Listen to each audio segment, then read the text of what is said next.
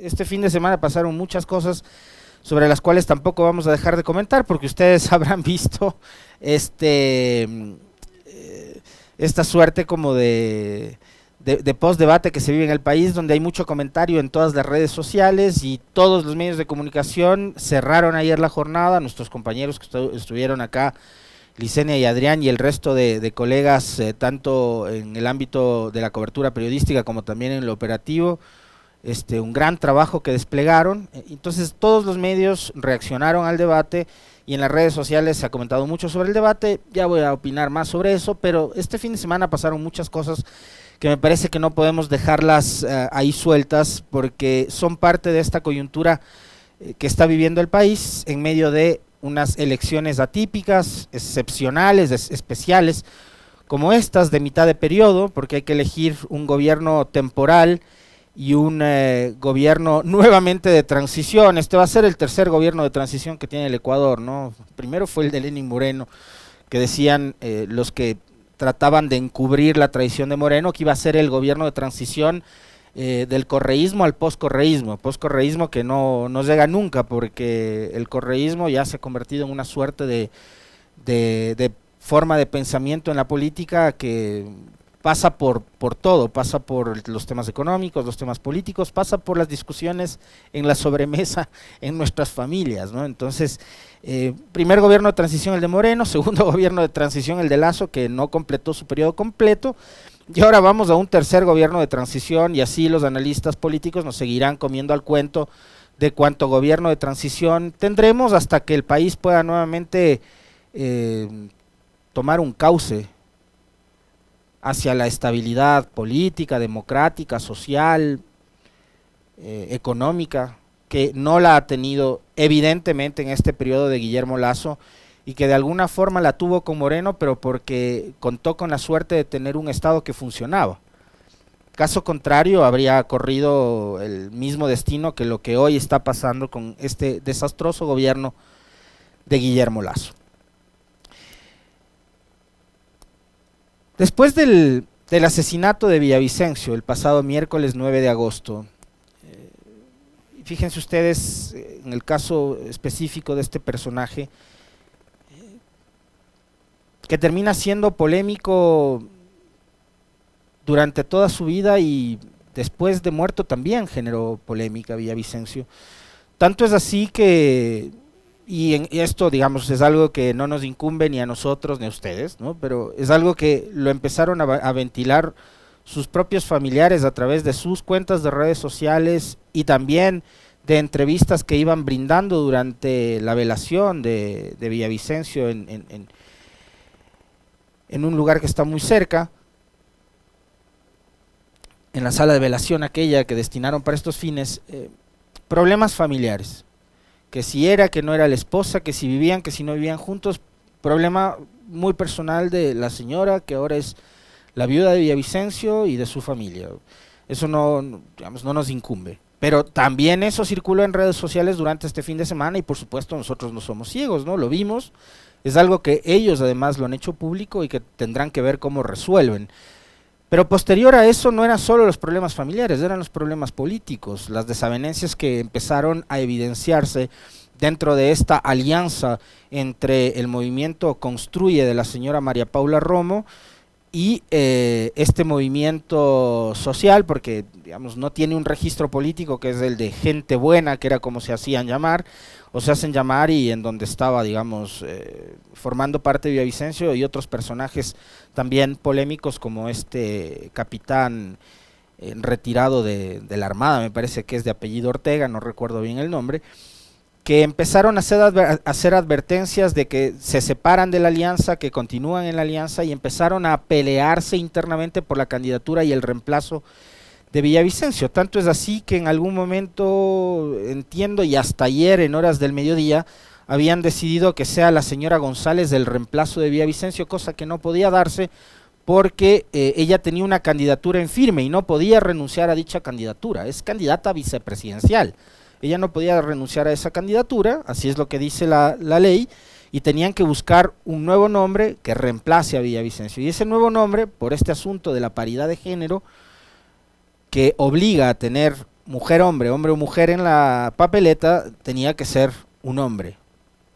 Aunque habían voces que decían que si son dos mujeres, pues es un acto ya revolucionario de la progresividad de los derechos, que consten dos mujeres en la papeleta y demás, pero no, lo que dice la ley ahora mismo en el Ecuador es que sea un binomio con equidad de género, paritario. Entonces, hombre-mujer, mujer-hombre, mujer-hombre, hombre-mujer.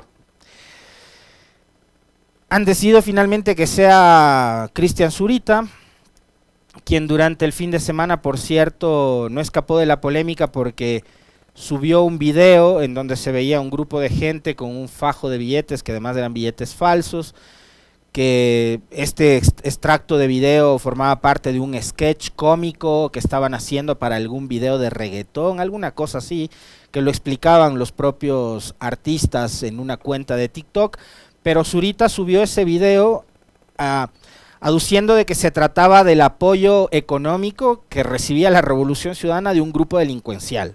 Entonces tampoco escapó de la polémica, y lo que pasa es que yo les decía ayer en la cuenta de Twitter, y esto es algo de lo que estoy convencido, o sea, un periodista de investigación, como dice ser Zurita, pero también conocido por compartir videos y noticias falsas, videos en algunos casos trucados. También se me viene a la mente ahora mismo algún extracto sobre alguna declaración de un personaje X, que no recuerdo exactamente quién fue, que era un video que estaba editado y que el hombre lo subió a sus cuentas de redes sociales y también generó mucha viralidad. De hecho, este video que les estoy comentando que subió Zurita durante el fin de semana, antes de que se confirme su postulación como candidato reemplazo de Villavicencio, llegó a tener como 2000 likes, 1000 retweets, una cosa así, y hay gente que le cree, y hay incluso autoridades que, esto es impresionante, porque son autoridades, no cualquier tipo de autoridades, autoridades del CORDICOM, del Consejo de Regulación de la Comunicación, que deberían estar velando por las buenas prácticas, honestas prácticas comunicacionales, dando retweet a esto que ustedes ahora mismo están en pantalla. La señora Yanine Cruz, en contra, con quien yo no tengo nada en lo personal, pero me parece que ha dado algunos pasos en falso en los últimos días, como por ejemplo su participación en esa denominada comisión del caso Gabela, que contrató al perito Mesa, un contrato además que fue millonario, lo hemos comentado varias veces con ustedes, no escapa de la polémica, y ahora esto, ¿no? Entonces dando retweet a videos que son falsos, a noticias falsas, y bueno, este es el candidato que reemplaza a Villavicencio. ¿Por qué? Porque es su mejor amigo, hombre de confianza, una persona muy cercana, y está bien, ¿no? Digamos, si eso es lo que querían, eso es lo que buscaban. Ahora, sobre este tema, yo sí quiero dejar algo en claro con respecto de, porque y en esto me parece a mí que los consultores políticos que tienen, digamos, mucha más lucidez y más experiencia y la cosa clara con respecto de los caudales de votación y a quién puede beneficiar o no la presencia o ausencia de un X candidato o movimiento político. El tema de la no presencia física de Villavicencio actualmente en esta elección. ¿A quién le podía beneficiar? Y creo que esto lo conversábamos con ustedes la semana pasada. De hecho, Villavicencio, constando en la papeleta, terminaba siendo una suerte como de comodín para la Revolución Ciudadana. ¿Por qué? Porque el caudal de votación de Villavicencio va de la extrema izquierda al centro y a la extrema derecha del anticorreísmo. El voto de Villavicencio jamás, dada su ausencia, se iba a transferir a la candidatura de Luisa González. O sea, yo no veo a un candidato, perdón, yo no veo a un votante de Villavicencio en este momento, dada su ausencia, pensando en votar por Luisa González. Cualquiera de los otros candidatos sí. Es decir, el caudal de votación de Villavicencio, no sé, el 7, 8% que tenía, que lo ubicaban en el cuarto, quinto lugar, seguramente ahora mismo se podrían transferir a las candidaturas de Sonnenholzner o de Topic o del propio Yacu Pérez, porque como les digo, el anticorreísmo va de la extrema izquierda a la extrema derecha. Así que a la candidatura que menos le podría beneficiar lo que ha sucedido con Villavicencio es justamente a la Revolución Ciudadana, para quien la permanencia de Villavicencio en la papeleta y como un actor político, tomando en cuenta de que le restaba votación a Sonnenholzner, a Topic, a Yacu, sin duda alguna, eso está clarísimo, ¿no? En torno a este caso, la Policía Nacional, el Ministerio del Interior salieron a dar declaraciones durante este fin de semana, una rueda de prensa para decir que el FBI está en el país y para decirnos además que el sujeto que muere en la unidad de flagrancia había recibido 9 tiros, pero y esto es impresionante, ¿no? Cómo van construyendo ellos todos los días, digamos, relatos distintos a lo que habíamos visto el día anterior. Supuestamente ahora, según el comandante de Salinas, le propinaron 9 tiros, pero al hombre se le veía que se revolcaba mientras alguien más lo pateaba en imágenes que circularon esa misma noche del miércoles 9 de agosto. Después dicen, ¿y por qué no le llevaron a una casa de salud inmediatamente después? No, es que iba a la unidad de flagrancia y de ahí le iba a llevar una ambulancia. Digo, pero ¿no era más fácil ahorrarte el viaje en ambulancia y llevarle directamente a un hospital para que le ayuden, le asistan médicamente, salven su vida, le atiendan con custodia policial y una vez que se recupere le trasladas a todos los trámites y procesos judiciales que tenía que enfrentar este sicario, este asesino? Pero bueno, ahora el cuento es que recibió 9 tiros y que claro, se desangró y murió en el piso de la unidad de flagrancia, donde supuestamente tenía que una ambulancia trasladarle hasta una casa de salud. O sea, todo lo hacen al revés y claro, nos quieren convencer de que haciéndolo al revés está bien. Pero bueno, ayer convocaron una rueda de prensa para decir que el FBI está en el Ecuador. Y claro, como somos un país tan ineficiente, con instituciones tan mediocres y malas, y con un sistema judicial y policial corrupto y corrompido como el que tenemos, hay que pedir asistencia internacional, en este caso a los Estados Unidos, para que nos venga a dar haciendo la investigación de un crimen como el que ocurrió la semana pasada. Por el bien del país, por el bien de la democracia, porque creo además que la familia de Villavicencio merece la verdad y merece justicia sobre este hecho, y porque creo que el país ya no puede seguir creyendo y confiando en los aparatos mediáticos que en el caso específico en este país se han silenciado y se han callado, porque acá ocurrió el crimen, pero el epicentro mediático del caso Villavicencio, ¿saben dónde está? Está en Colombia. Ahí es donde circulan versiones, ahí es donde circulan testimonios, como por ejemplo el de uno de los integrantes del equipo de seguridad de Villavicencio, que dijo que el carro blindado estaba a 2 minutos del lugar donde ocurrió el incidente. ¿Y por qué no pudieron pedirle al candidato que se espere 2 minutos o 5 si se trataba de salvar su vida hasta que llegue el vehículo blindado y puedan sacarlo por la cochera, por la parte frontal, por lo que sea, ¿ya? Preguntas que nos hacemos: ¿cómo es que si estaba a 2 minutos el vehículo blindado, no pudieron esperar? 2 minutos no es una eternidad, y más tratando de salvar la vida de un candidato presidencial.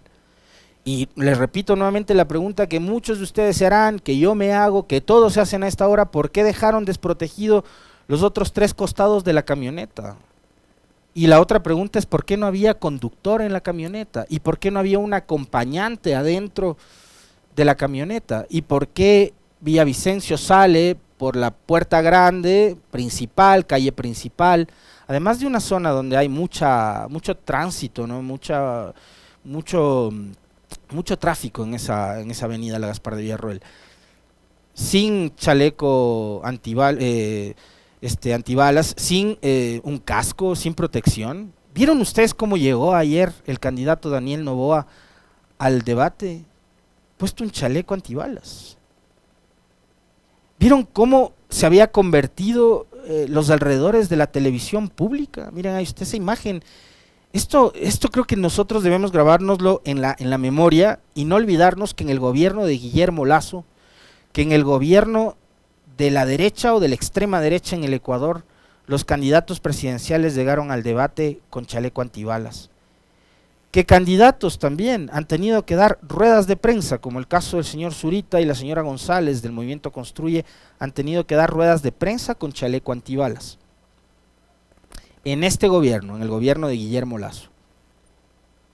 O sea, hay muchas preguntas con respecto al tema de la seguridad. Salinas, en la rueda de prensa que brindaron la semana anterior, también dijo que había 3 cercos de seguridad para el candidato Villavicencio. Es decir, los 3, el miércoles 9 de agosto, fallaron monumentalmente. Otra pregunta: la seguridad que en este caso le brindaba el Estado a través de integrantes de la Policía Nacional, ¿está capacitada como para cuidar de la vida En este caso de un candidato, más adelante podría ser de un presidente, una presidenta, un vicepresidente, una vicepresidenta de la República, o cualquier otro tipo de autoridad a cualquier nivel en este país. Pues están capacitados. Si hay 3 cercos de seguridad y los 3 fallan de forma monumental, creo que sí vale hacernos esa pregunta.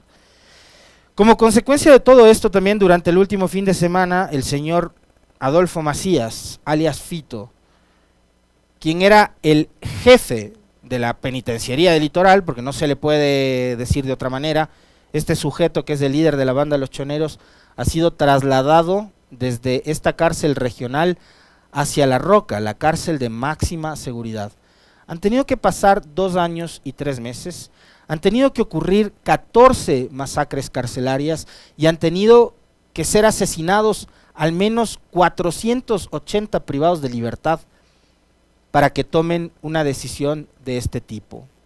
Después circularon en redes sociales imágenes como estas que están ustedes viendo de las tanquetas para trasladar a 1 o 2 privados de libertad hacia otra cárcel, ¿no? Con todas las seguridades, después de que estos sujetos hicieron lo que les dio la gana, metieron armas, metieron bombas, metieron dinamita, drogas, cerdos, tilapias, pollos, gallos, PlayStations y todo lo que les dio la gana, teléfonos celulares y demás, a las cárceles como para que el gobierno nacional tome una decisión. 2 años y 3 meses después. Después circularon imágenes, les decía, como estas, de las condiciones en las que vivía este sujeto Fito en la cárcel. Tenía una suerte de suite, ¿no? Con cama y colchón de 2 plazas, con ducha eléctrica, con closet, con televisión, con todas las comodidades. Y en los patios de las cárceles, nada más y nada menos que murales, haciendo apología de su liderazgo, ¿no? Le hace liderazgo, obviamente, entre comillas. Este fin de semana también, Jorge Yunda, exalcalde de Quito, en medio de todo este desastre y descalabro que estamos viviendo como país, denunciaba que su hija había sido secuestrada. Ahí están las imágenes del momento del secuestro. He leído que esto se trata de un delito de oportunidad, ¿no? Así es como le denominan ahora. Que no entienden si iban por ella o iban por él. La cosa es que pocas horas después o minutos después de este secuestro, me parece que es saliendo del túnel Guayasamín, la hija del exalcalde Yunda es liberada en la vía interoceánica, en buena hora. Fue rescatada con vida, pero digamos el susto, nadie se los va a quitar, ¿no? Secuestros en Quito a las 21 horas del pasado sábado. Ahí vemos como 2 vehículos lo interceptan, él trata de huir, se estrella contra el vehículo delantero y sacan a la persona.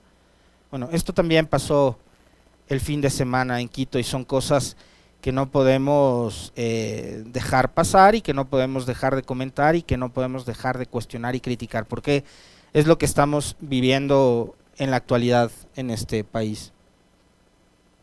Y finalmente llegamos al día domingo, ¿no? El domingo, que es cuando se decide además ya en horas de, pasado el mediodía, en horas de la tarde, que sea Zurita el que reemplace a Villavicencio en la papeleta, bueno, no en la papeleta, sino como candidato, porque en la papeleta debe estar Villavicencio. Ya fueron impresas todas las papeletas que nos entregarán a los votantes el próximo domingo 20 de agosto. Pero no le permitieron participar en el debate a Cristian Zurita. Y bien, asistieron los 7 candidatos. Mucho se ha comentado con respecto de este formato que se utilizó en esta ocasión, en donde los 2 moderadores interrumpieron por varias ocasiones a los candidatos para evitar que se desvíen del tema que les habían planteado en la pregunta o en la repregunta. Es algo que a mucha gente le cayó bien, a otro tanto de gente no le cayó bien. Yo me quedo con una imagen en donde ya se lo ve al señor Jumblut como algo exasperado, como casi que perdiendo el control, los estribos, y se le ve a la señora Bayona que le toma del brazo como diciéndole, este, vamos calmándonos primero nosotros, ¿no? Se ve muy claramente cuando ella le toma del brazo y le dice, epa, a ver si le bajas un poco la adrenalina, cosa que digamos me parece bien, pero de ahí en más sí, el formato, y esto es algo, una opinión muy personal, capaz si ustedes no coinciden conmigo, creo que los debates están bien para fomentar el espíritu democrático, pero un debate entre más de 2, 3, 4 candidatos me parece que puede caer en el plano del aburrimiento, como alguna gente lo comentó ayer, digamos, pasada la primera hora del debate, por sobre las 20:30, había muchos comentarios de personas que decían, bueno, ahora ya la mayoría de gente debe estar viendo su serie favorita en Netflix, ¿no? O en alguna otra plataforma. Es un formato extremadamente largo, y en lo largo que es, por el número de candidatos, ayer fueron 7, pudieron haber sido 8, ¿no? Si es que estaba Villavicencio. Y consideremos que ahora estuvieron la mitad de candidatos inscritos de los que tuvimos en el 2021, que fueron 16, y donde tuvieron que dividir en 2 grupos para organizar el debate. A mí me parece que si nos queremos tomar en serio el formato del debate para promover y fortalecer la democracia, la participación, para que los ciudadanos podamos conocer de mejor forma, de la forma más eficiente, las propuestas de los candidatos, a mí me da la impresión de que deberíamos limitar el debate a una segunda vuelta. Porque así como está planteado, me parece que finalmente termina siendo un espacio para el show, termina siendo un espacio que no es a la larga muy útil para los ciudadanos, sobre todo para esa gran masa de indecisos que hasta el momento no han tomado una postura, o ninguna de las candidaturas y sus propuestas terminan de convencerles.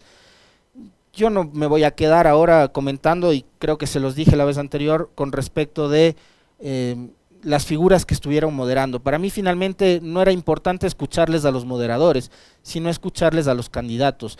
Y ahí, por la limitante del tiempo, porque solo tienes 1 minuto, porque solo te queda 45 segundos para la réplica, la contrarréplica y demás, y eran segundos que tenías que utilizar y aprovechar muy bien, además, como para poder plantear tus ideas. Está claro que, por ejemplo, y hablemos del tema que ha sido el escogido en esta campaña como el central para varias de las candidaturas y por todo lo que estamos viviendo en el país, el de seguridad. Ya que alguna gente, he visto, lo ven a Topic como una oportunidad a propósito del tema de la seguridad. Él habla de un plan cero tolerancia, de la mano dura y de que tiene pantalones. Lindísimo. Es una frase que puede servir como para un eslogan, para una pancarta, para un comercial de televisión, o para un producto de estos líquidos de las redes sociales que nos engancha 10, 15 segundos y se acabó. Ya, ok, lindo, la mano dura, el de tener pantalones y el plan cero tolerancia. Ok, el tema es cómo lo va a hacer. Y creo que a partir de ahí es que, digamos, este tipo de formatos no termina de convencer, porque estamos hablando de todas las buenas intenciones que pudieron haber tenido los 7 candidatos asistentes, sobre todos los temas además, sobre el tema de seguridad, sobre el tema vinculado a la economía, sobre el tema vinculado a las políticas sociales, sobre el tema medioambiental y sobre el tema de gestión y democracia. Son todas muy buenas intenciones de todos los candidatos. Pero lo de fondo, lo que los ciudadanos queremos saber es cómo lo van a hacer. Porque está clarísimo cuáles son los grandes problemas que tiene este país. Y estamos en un momento que ya no queremos escuchar más diagnósticos, y menos todavía de los candidatos, que son los que tienen que ofrecernos a nosotros soluciones a los problemas. Entonces, hay quienes, por ejemplo, se les ha dado en las últimas horas por cuestionar a la candidata de la Revolución Ciudadana, Luisa González, por haber usado una frase.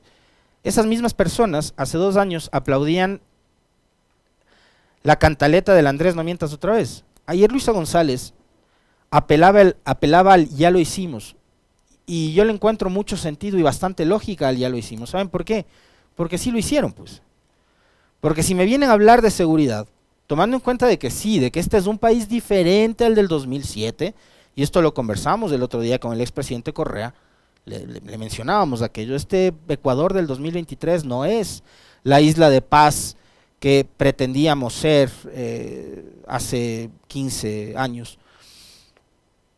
Pero ellos hicieron el sistema EQ 911, pues. Había toda una estructura de seguridad, empezando por el Ministerio Coordinador, por el Ministerio del Interior, por el Ministerio de Defensa, por el Ministerio de Justicia, que era el ente rector del sistema de rehabilitación social, porque fue en ese gobierno que se construyeron nuevas cárceles, pues. Esas son cosas que mucha gente se olvida. Entonces, el ya lo hicimos, sí, puede resultar una frase que mucha gente le pueda cansar, pero que cobra sentido cuando volteas a ver y dices, no, pues sí lo hicieron.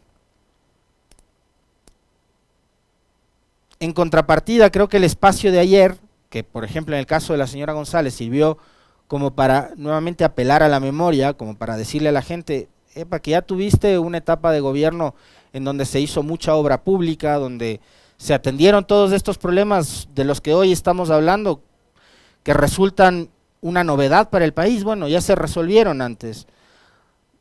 Ha habido un abandono de 6 años y hoy tenemos que nuevamente volver a plantearnos soluciones para recuperar lo que ya habíamos alcanzado. Ok. Pero ayer, por ejemplo, fue una oportunidad perdida para otros candidatos, ¿no? Como por ejemplo Javier Hervas, que durante el debate, el primer debate del 2021 en donde él se asistió, porque obviamente no pasó a segunda vuelta, ayer lució, digamos, como disperso, aunque algunas veces en algunos tramos hablando con conocimiento, él sabe mucho sobre el tema agrícola y demás, pero no terminó luciéndose como sí lo hizo, creo yo, en 2021, donde dejó una mejor impresión en aquel primer debate. Otto Sonnenholzner ayer perdió una gran oportunidad, porque si alguien, como les decía, podía alcanzar los votos de Villavicencio, seguramente era Sonnenholzner, pero ayer se lo vio descompuesto, además tratando de desmarcarse del gobierno que él formó parte, pues, que aparentemente daría la impresión de que siente como vergüenza de haber sido parte del gobierno de Lenín Moreno. Y él aceptó ser vicepresidente de forma voluntaria, porque además a él nadie lo eligió en las urnas. A él le fueron a golpear la puerta y le dijeron, oye, acabamos de destituir otra vicepresidenta más, la señora Vicuña, necesitamos otro vicepresidente, ¿quieres venir tú? Y claro, como lo conversábamos además hace unos días, él vio una gran oportunidad en ese momento como para salir del anonimato, porque hasta que lo eligieron vicepresidente vía parlamentaria, a Otto Sonnenholzner no le conocía a nadie. O seguramente le conocía a su entorno, el entorno empresarial de la ciudad de Guayaquil, pero no lo conocía a nadie. Y ayer me parece a mí que Otto perdió una gran oportunidad, porque se la pasó la mayor parte del tiempo defendiendo su estancia durante ese régimen, defendiendo los motivos de su salida y demostrando que se siente avergonzado de haber sido parte del gobierno de Lenín Moreno. Cosa contraria a la señora González, que siempre apelaba a recordar y a la memoria el haber sido parte del gobierno de la Revolución Ciudadana, por ejemplo, ¿no? Y finalmente creo que alguien que deja también una buena impresión en este debate, porque me parece que fue estudiando y fue preparando datos y propuestas que a la larga podrían resultar en algún momento una nueva sorpresa, porque creo que esta no es la oportunidad, porque su intención de voto a este momento es bastante marginal. Me parece que es Daniel Noboa, ¿no? Fue una puesta en escena bastante seria, muy solvente, del candidato Noboa, que a diferencia de lo que pasó con Sonnenholzner, por ejemplo, dio muestras de tener mucha más claridad y mucha más lucidez sobre diversos temas. Y bueno, lo de Bolívar Armijos creo que amerita un capítulo aparte, por lo que vimos el día de ayer, pero resta una semana todavía, o pocos días. Estamos lunes, tenemos hasta el jueves a las 23 horas con 59 minutos, es el tramo final, la recta final de la campaña. Los candidatos y sus equipos de trabajo tendrán que hacer milagros si es que quieren lograr un resultado óptimo en esta primera vuelta. En el caso de la Revolución Ciudadana, el remate para ganar justamente en primera vuelta. El resto de candidaturas tendrán que seguir peleando por ese lugar que me parece todavía no está del todo claro y definido, entre Sonnenholzner, Topic y Yaku, o Topic, Sonnenholzner y Yaku, o Yaku, Sonnenholzner y Topic, en el orden que sea. Parece que ahí la cosa no está del todo decidida por parte de la población. Es la recta final, y creo que lo único que nos resta, en este caso voy a nuevamente apelar a algo que siempre les digo: las autoridades, presidentes, presidentas, vicepresidentes, vicepresidentas, asambleístas, en este caso, que vamos a elegir ejecutivo y legislativo, no llegan a sus puestos por casualidad. La responsabilidad de elegir la tenemos nosotros.